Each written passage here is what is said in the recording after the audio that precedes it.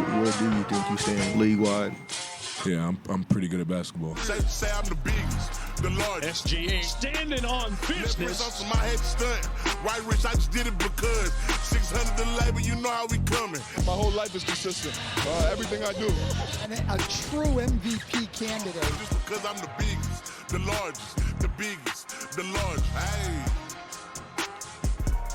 He goes by a new three-letter moniker now, the MVP. Shai Gilgeous-Alexander got 71 first-place votes to Nikola Jokic's 29. He's the third Thunder player to win MVP, joining Russell Westbrook and Kevin Durant. Oklahoma City, the only franchise with 3 different MVP winners this century. Here's SGA after winning the award. And he's got to thank Mom first, of course.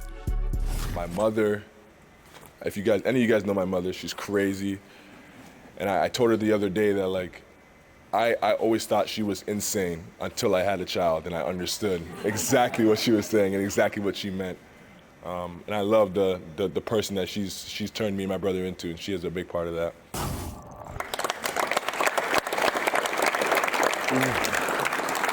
Sorry, I'm so dramatic. Haley Summers, thank you for everything you are for me, for our son Aries. You were the first person to show me what love really meant.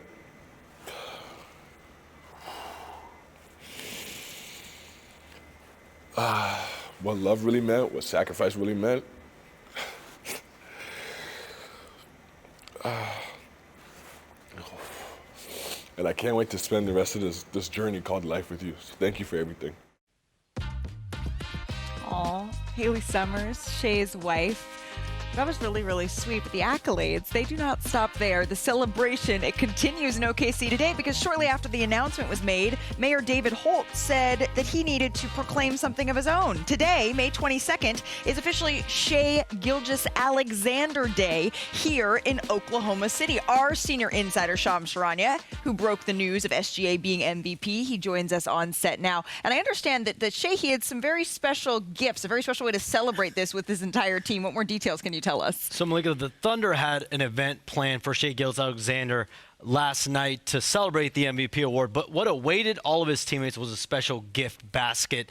That was a present that he gave, kind of an ode to all of them and everyone on the roster, from the starters, guaranteed contracts to the two-ways. They all got a gift basket, and this wasn't your ordinary cheese plates, fruits gift basket. Yes, there was a Rolex given to each player on the roster, but there was more. There were iPhones as well given to every player, Beats by Dre, headphone sets, also Canada Goose jackets. So this is well over $10,000 per gift basket. But the coolest part might have been, I'm told, there was a 68-14 record emblem on each of those jackets to signify the team success that they had and commemorate how well this team was around Shai Gilgeous-Alexander. I'm just saying, Shams, the bar has been set. The next award you win when you come to the NBA Today set. I feel like I'm your teammate in my head. We talked to Nick Gallo earlier this week about the unity that this team has and how much they want to celebrate in all of these wins together. It's something that's very authentic to this team. Yeah, so this award is very much an organic award. If you look at what happened when Shai arrived here in 2019, they started a rebuild. First, they were a 20-win team, then a 40-win team, then a 50-win team, then a 60-win team. They went from a lottery to the play-in to the playoffs. Now they're contender. And so their rise as an organization has mirrored Shai's rise up the ranks. And so this is the height of achievement for individual award you can have in the NBA. And obviously the Thunder are hoping that that mirrors with the highest achievement as a team in the coming month. Nikola Jokic had 29 first-place votes, a distant second here, but someone we expect to be in the mix for years and years to come. But Denver now is focusing in on their future, and that starts with even this summer here, Shams. What more can you tell us about how that is crystallizing for Denver? They've got their head coach, their full-time head coach. David Adelman finished the year as the interim. I'm told they have reached agreement on a deal to make him the full-time franchise's next head coach. David Adelman, 3-0. He went after taking over from Michael Malone at the very tail end of this regular season. Then he led them to one win away from the NBA Western Conference Finals. And so this is something that they're very comfortable with. They've been impressed with David Adelman since he took over. Under some very difficult circumstances, he led the way. And we saw Aaron Gordon, Nikola Jokic, several players come out and really stamp him as the coach potentially moving forward.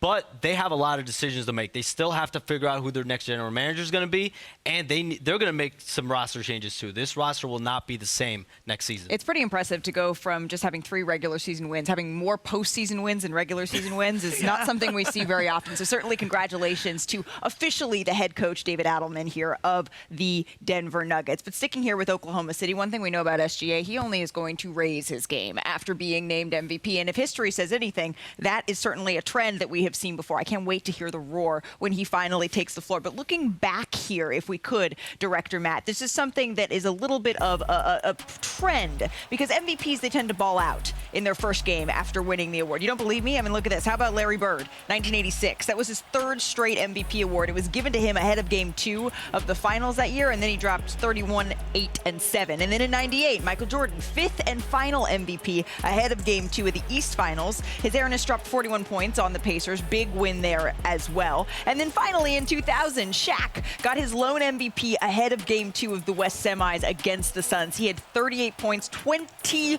boards, and 5 blocks on the night. So Chiney, you think he's going to steal the spotlight yet again? Because I know that anything, we said this to Dave earlier, Anthony Edwards, he sees this and is going to rise to the occasion. Yeah, he absolutely will. And, you know, first to honor Shai, sometimes consistency should be celebrated. And I think I love that word organic because he's done it authentic to him. The last time we saw numbers from a guard this efficiently of an MVP, it was Michael Jordan, 91. Someone who led the league in scoring, Shai, this year at 32 points per game on 50% shooting, plus rebounds, plus assists, plus steals, plus blocks. So that's amazing. But if you're thinking about the other side of the ball, Anthony Edwards, he's got to get his team going, especially when it comes to inside the paint. I think about this Oklahoma City Thunder team, their defense, it's like they're neutralizers because they take away your greatest strength. And watch, this is what they have to do.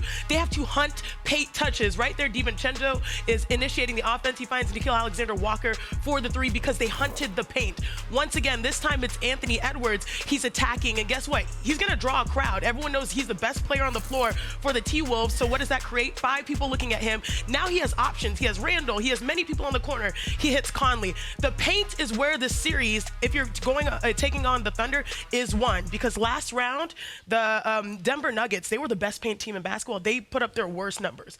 If you think about the T-Wolves, they only had 20 paint points. They were outscored by 34. So even if your shot's not falling, attack the paint. If you're not scoring, spray out. Good things come. It's easy just to say drive the ball into the basket. It's simple to say and just get to the basket. Where? Well, that's the thing. The Thunder team specializes in keeping you out of that. But whether or not it's actually him getting to the basket or his teammates, he's got to play on his toes. He and the rest of the Wolves played on their heels. They let the Thunder completely dictate that end of the floor.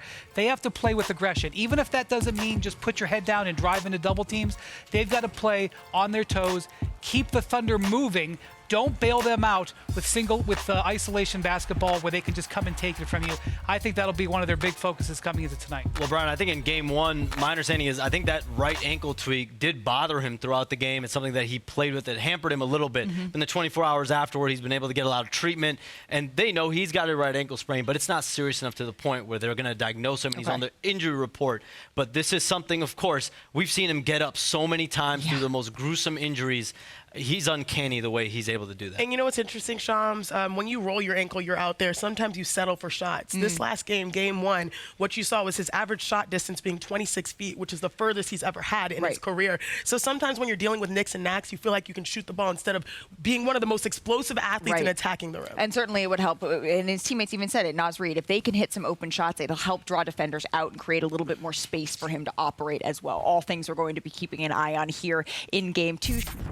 So impressed with Ant, my favorite player to watch. He's a special person, a special player, I think, in this league. Oh, now that's the next step. You already know it. Come on. I just want to kill everything in front of me, man.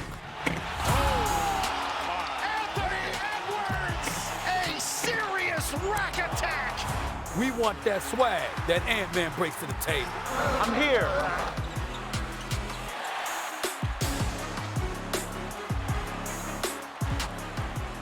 We're just over 5 hours away from Game 2 here in Paycom Center in Oklahoma City. If the Timberwolves want to even the series tonight, they're going to need a big performance from their star, Anthony Edwards. And he had a strong start to Game 1. He went 2 for 3 with 7 points in the first quarter, but then it all changed really quickly. He rolled his ankle at the end of the first, and Edwards, he returned, but he only scored 11 points over the final 3 quarters. And as you can see here, he only had 1 shot in the paint all night, although he didn't actually attribute that to the ankle. So let's welcome in our reporter covering the Wolves for us this series, Dave McMenamin. Dave, what can you tell us about how Ant has been treating that ankle between Game 1 and Game 2 here?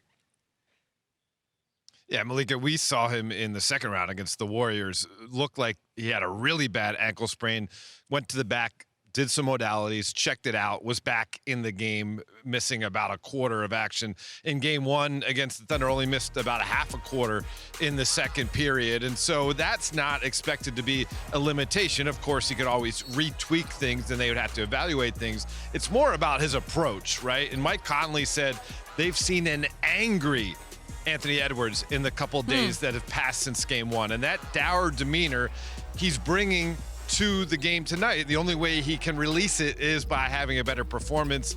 Anthony Edwards said he wants to play more off the ball in tonight's game, and that makes sense. He is one of the best catch and shoot players in the entire league. He led the league in 3-pointers made this past year, and so that will be part of his approach. And Mike Conley says in order to help him play that way, they got to remind him sometimes, hey, Ant, get off the defensive boards. We'll get the rebound. You get up court, and we're going to find you. Because when we run plays, of course, the most often play we are calling is get the ball to Anthony Edwards. Yeah, and you have to imagine, not that Anthony Edwards needs any more motivation, but going against the newly minted MVP, that should only bring Ant's game to another level here. Dave, thank you so much for that insight and reporting.